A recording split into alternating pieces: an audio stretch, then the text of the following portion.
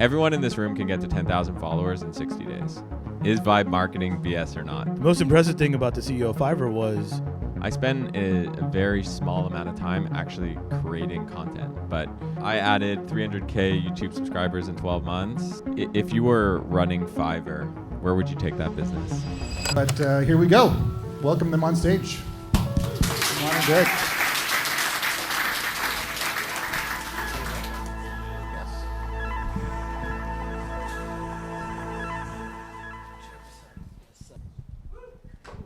How's it going?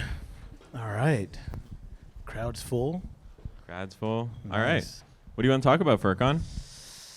What do we want to talk about? What was the title of this? No, I was playing. I think the word vibe is in it, though. Yeah, okay. So All right. what you want to talk about? Yeah, what vibes do you want to talk about? Vibes. I think vibes AI, vibes marketing, vibes startups, anything around that is great. So have you been following this whole vibe marketing trend? Are you at the center of it? I might have said a few things about it, but have you been following? I see it a little bit, but, tell me more. Well, I'm curious. What I've always respected about you, Furqan, is you have a good BS radar. And I want to hear your perspective around, is vibe marketing BS or not? And in order to do that, I'm going to explain what vibe marketing is, and then maybe we could see what you think. I love it. So there's this new set of tools that I've been playing with. I'm sure people have been playing with too. Things like Gumloop, N8N, ChatGPT image gen. Basically, this whole idea that you can use these AI tools not just for vibe coding, putting out software, but for actually automating marketing. Use it, and basically get customers to your whatever it is you're doing. What do you think? I'm a huge believer in it, and even just at Third Web, our CMO or VP of marketing recently built. He's never developed anything in his life. He took a few of these kind of like vibe coding platforms, and he built the most simplistic Slack bot. And the idea was a Slack bot named Earshot. A lot of times engineers will go back and forth in Slack, and they'll talk about a new feature or something we've built, why it's better than a competitor thing. And, marketing sometimes will take that content and they'll turn it into blogs, they'll turn it into images or videos. And he was like, well, I just wanted to see, could I like kind of take this, source of information and like make it happen? And within a few hours, he's got this Slack bot now. And whenever you're in a thread and something cool is happening, you just go at Earshot, and it'll read the thread. It'll kind of figure out the context of it. It'll connect to Ghost, and it'll put a draft blog up. And he just created the style guide and kind of like, effectively the cursor rules, but for marketing. And I'm like, this thing is amazing. And so I think sometimes vibe marketing, vibe coding, that phrase almost tries to dumb it down. But man, it's really powerful stuff. And I think it's real. Like I don't think there's any BS here. So I think people listening to that are probably like, yeah, that makes sense. And wow, that was a good idea. And I bet everyone here is working on something, and everyone would be happier if they had more customers to whatever it is they're working on. So how do you come up with an idea like this, right? Like, how do you come up, when the whole goal of, customer acquisition is to get people to stop scrolling? How do you get them to do it? Yeah, so this is why I'm not the VP of marketing. That's not my role. But I mean, I think it's we've gone to a world where every company is a content creator. Like, I actually believe that's the big shift that's happened over the last decade. And, I think content creators do a really good job where they capture attention. And the best ones in the world, they find something. So they might have an hour-long YouTube video. They might have some piece of content, a blog. That title, that first thing, that's what they want you to be captured by, right? That's the hook. That's the grab. And so I think it's the same thing here where, just because the tools got easier to use doesn't mean you just throw out the first thought that comes out of it. And, many times I ask Claude or OpenAI kind of tools to help me with something I'm writing, whether it's a blog post or an investor update. I try to give it a paragraph of specificity, either about me, about what I want to achieve and what my goals are, because the more information you give it, the better the outcomes happen. And so while the tools have gotten really easy, it also means there's a lot of like lower quality stuff. And to me, the advantage here is how do you use these tools to produce more at the quality bar that you want, or even better quality? Because now you could ask it to be more specific or more, detailed, or think differently, or use the research tools where it could go and spend a lot of time on it or compute. And so I think it's still about how do you maintain something of high quality, and then how do you get these tools to leverage maybe the time you weren't able to spend, or like, hey, I can't spend all day doing this. I can't go make this image myself and to go do all this research. Well, now in 15 minutes, we can get the image made, the research done, and all of this information kind of gathered. So now our output could actually be higher quality. And so I think you still want to drive towards quality, but use these tools to actually give yourself more leverage. Like you're way more capable now than ever. So, and in this world where, you can come up with a bunch of ideas, something goes viral, all of a sudden you have thousands of customers, building products is quicker than ever. What's like the current Furqan, thought process on bootstrapping a business versus raising venture capital?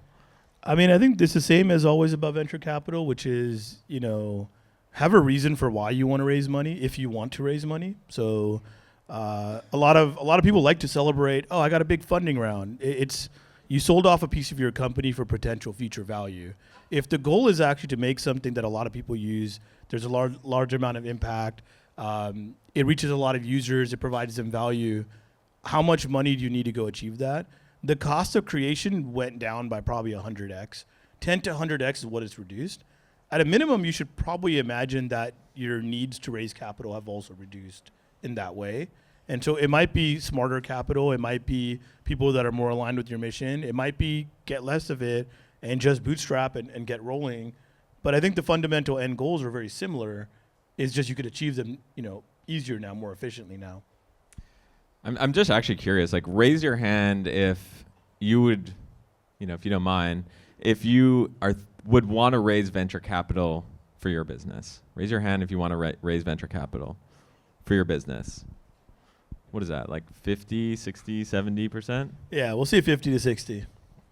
And I'm assuming the bootstrappers don't, okay, raise your hand if you want to bootstrap cash flow business. Where are my cash flow people at?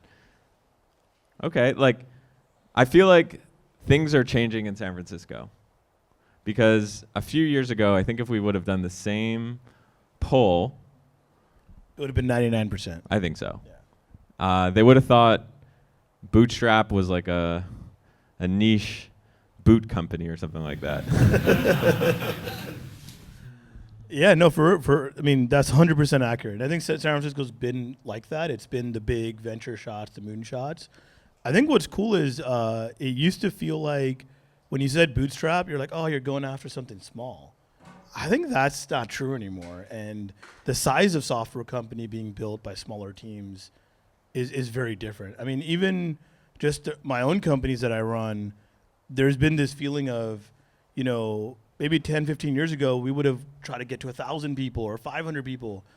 And now I'm like 30 to 50 great people can produce that much. And so I think in all fronts, whether it's bootstrapping, I think just fundamental size of company and the ability for fewer people to make larger impact has just changed. And I was just hanging out with the Bolt.new team, so the AI coding app, and they were telling me that like up until, very, very recently, there were like 15 people. Yeah, it's wild. And I think there's a lot of stuff that, that helped with that along the way, like the internet helped, cloud help, all this stuff was like, it did change company sizes. I just think this has been a major leap and a significant difference. Digital work, which is a lot of the stuff we do. If you have a clear directive and you're going to go from like being the person that's doing the work to managing and directing the agents that actually go do the work. And the skill set might be slightly different. You might still need to know how it's done, but now you're going to manage these agents and the directive around it and the success of it. You may not need to actually go do all the individual bits of work, and that allows people just to scale themselves and scale their minds, which I think is very powerful. So I want to make this as valuable as possible for everyone that came in. So I was hoping we could maybe just open it up to the floor. Love it. Let's do it. So for people who want to ask us literally anything, I mean, I'll speak for myself. I'll answer anything. You can ask me anything. Let it fly. My skincare routine, or whatever you want. Holding companies, cash flow versus VC, literally everything. I'd love to hear from you, and let's troubleshoot together. Go ahead. Sure. Well, I'm Davis. I'm from Latvia. I'm building ecom.ai, so how to rank on ChatGPT and stuff like that. My question is, how do you see this agent management? Like, what skills do you feel are really relevant so that I could be a chief agent officer in my own company? Or maybe should I learn all the tools, or what is your perspective on the skill set that's needed there?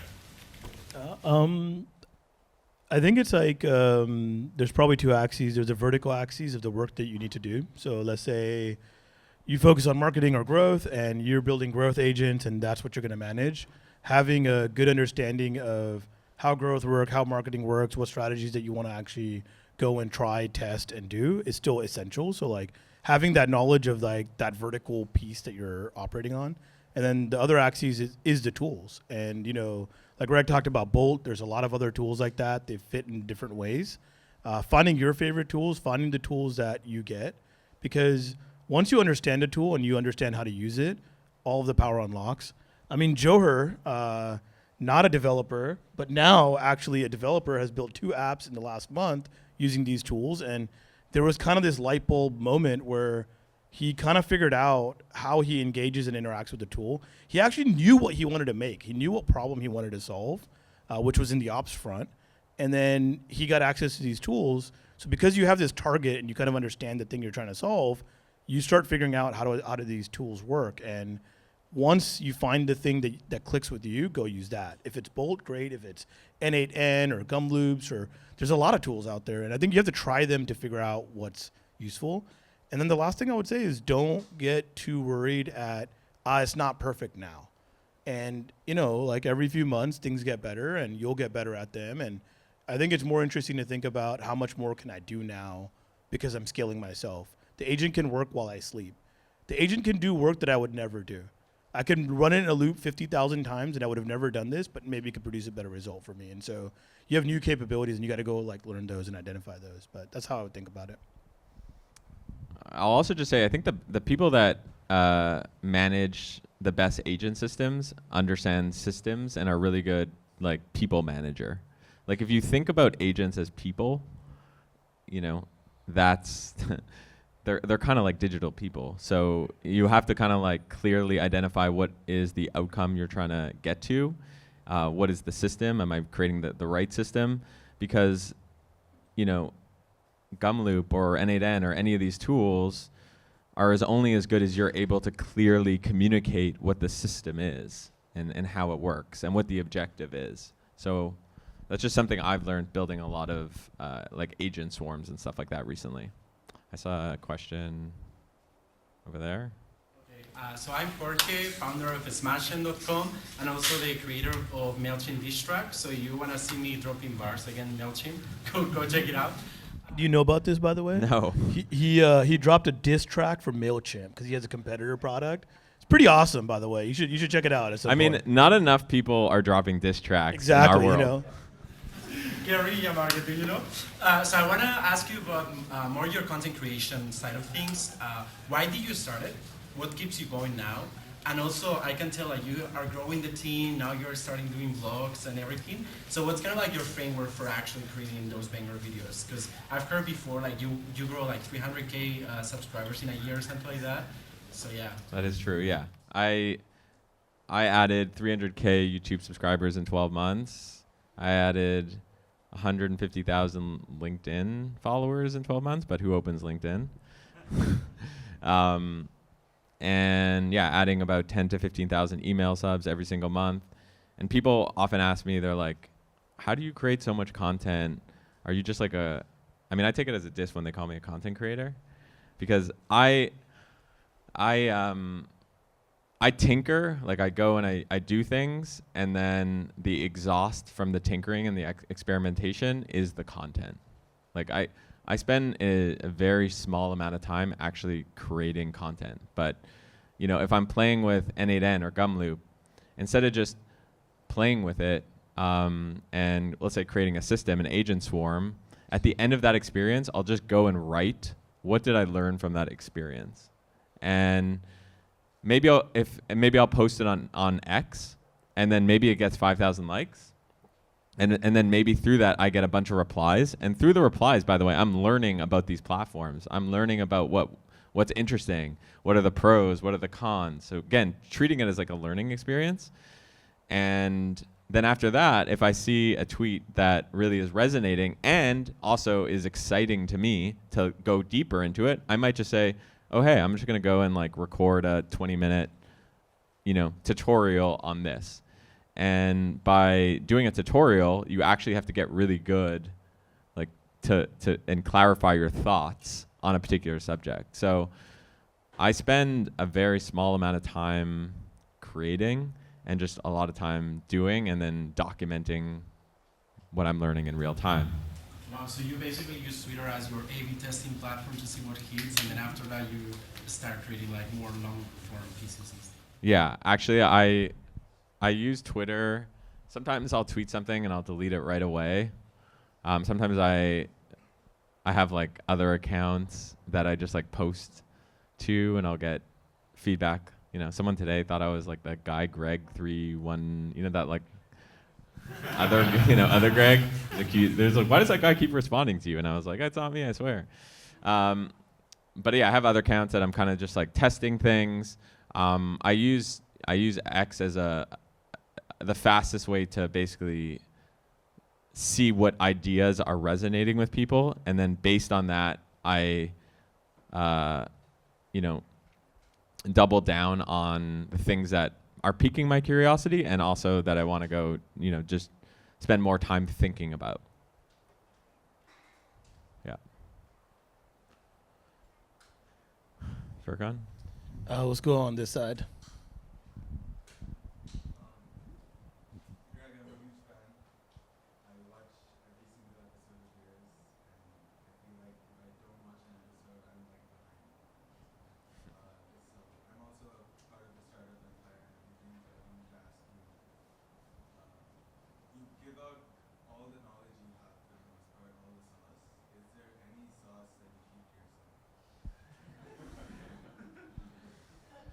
The only sauce that I keep to myself is sauce that's just tomatoes. Like, I haven't smashed it enough to get to the sauce. There are some like nuggets that I keep back, but I'm never like gatekeeping any real sauce. I do have like a product, like sometimes I'll gatekeep a product. Like I might be working on something and I might be like, it's not ready for everyone. Like if you're in Startup Empire, I don't know, you might know I'm working on a product that is only available to those people. But I'm never gatekeeping any sauce. And the thesis is that if you give away sauce, good things will happen. I think I'm gonna ask the harder questions here. This is building up. I think the next one's gonna amp up even more. I like it.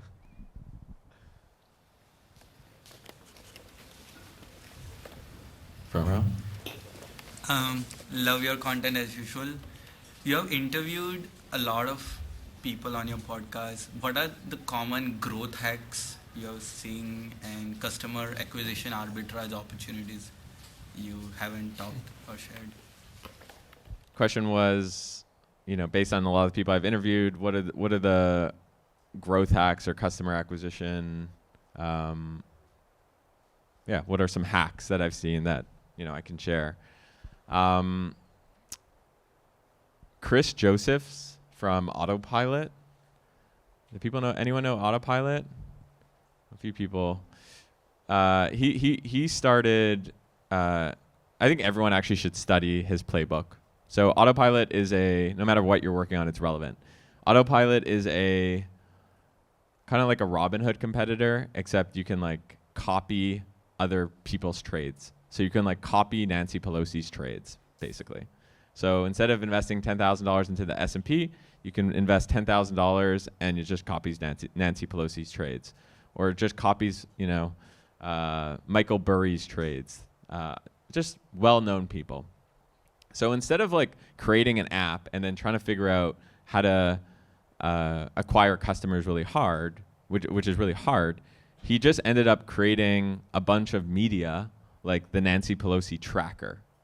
So not many people know this, but the Nancy Pelosi tracker, which tracks Nancy Pelosi's trades on Instagram, X, etc., is owned by Autopilot. And so Autopilot basically owns all these trackers and has created this extensive media network around trades and tracking trades, which is really helpful because it just keeps them in the news cycle. Did you see that Nancy Pelosi just traded Google? And then everyone gets really upset. To the point where Chris Josephs, who's like in his like mid-20s or something, is like going on CNBC and talking about this stuff. So I think what was so smart about what Chris and team did at Autopilot was thinking about it's not like they started with that product. They were like, what is the media network we should build that is interesting? And then based on that, what is the product that we can build to support it? So I would just study them.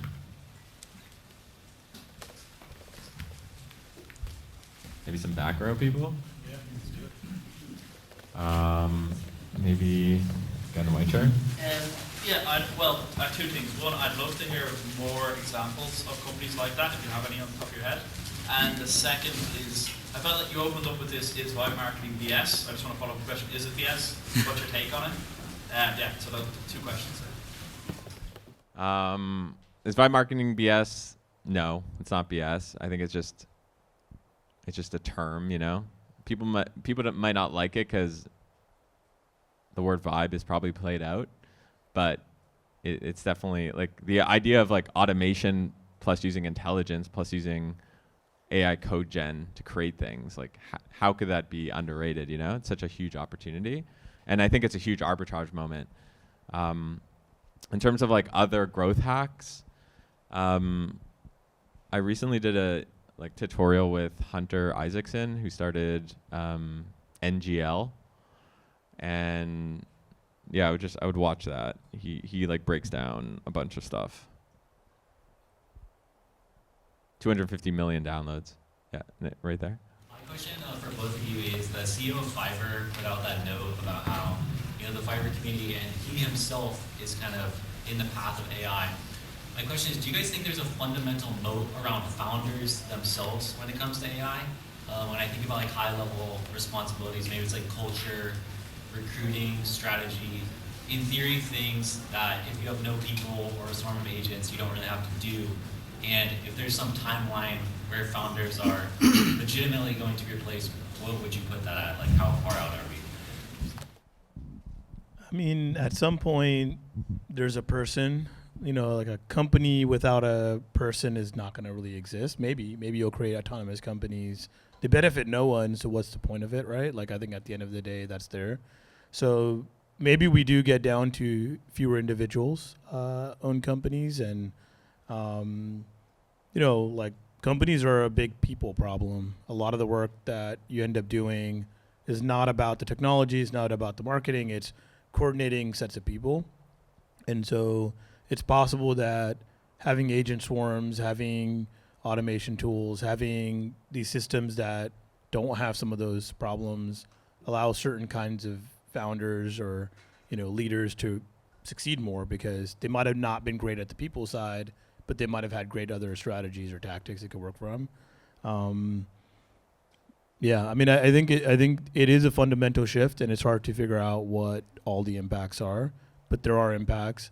And the most impressive thing about the CEO of Fiverr was he kind of knows this is like the end state for his current business, and you have to kind of put that warning shot out there. It's very easy when it's like box with AI, or somebody who's like, okay, it makes sense, your company will grow more, and you're not really talking about what's happening now. For Fiverr, it's like, well, you employ all these people that maybe you won't, all these people in this marketplace that won't happen. And so I think founders that recognize a platform shift faster and act on it are going to be the ones that take advantage of it.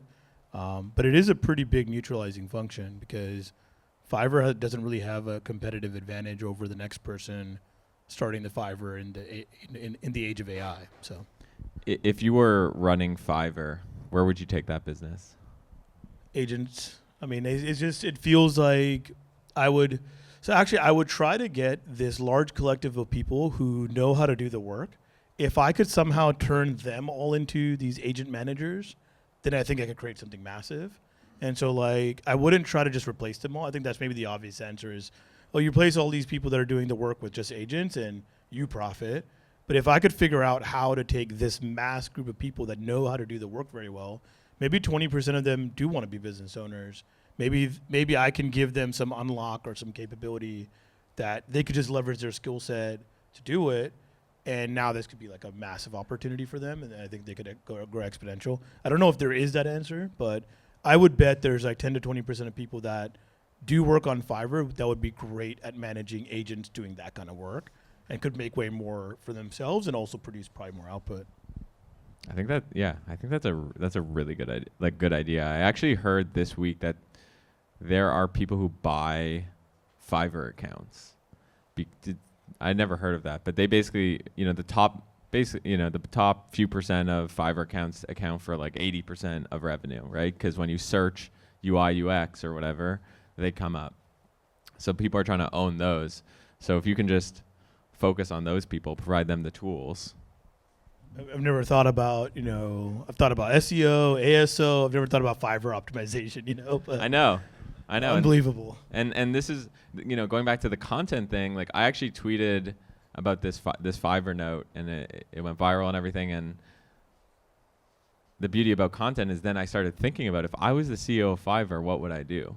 And that's why I think like I encourage people to like share things on social because it's not just for the likes, right? It's for like clarifying your thinking, and then it becomes like, oh, maybe an undervalued asset right now is buying a marketplace like Fiverr.